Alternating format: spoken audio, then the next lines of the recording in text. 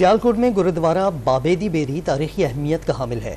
1517 ईस्वी में बाबा गुरु नानक बेरी के नीचे बैठते थे और इसी मुनासबत से यहाँ पर गुरुद्वारा तामीर किया गया। उनके जन्मदिन के मौके पर दुनिया भर से आए सिख यात्री इस गुरुद्वारे का रुख करते हैं। मजीद हमें बताएंगे इमरान सादिक अपनी इस रिपोर्ट में।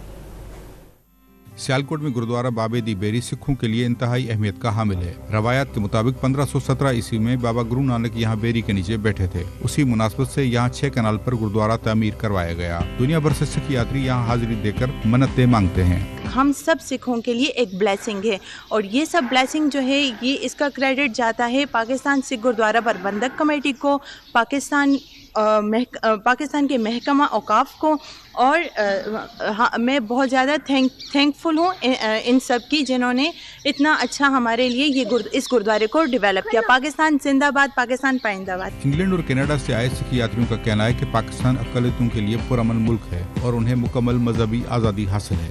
हम बेसिकली यात्रा के लिए निकले थे। ननकाना साहब से होके आए हैं।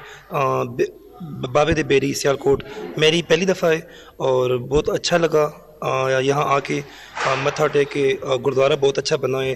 गुरुद्वारा के सेवक ने बताया यहाँ पर सिक्योरिटी और लंगर के बेहतरीन इंतजामात हैं। सिख यात्री पाकिस्तान की हुकूमत और सिक्योरिटी इदारों के शुक्रगुजार हैं। पाकिस्तान में अक़लियतों को किस तरह की मजहबी आज़ादी हासिल है, इसकी जिंदा और खूबसूरत मिसाल गुरुद्वारा बाबे दी बेरी में देखी जा सकती है।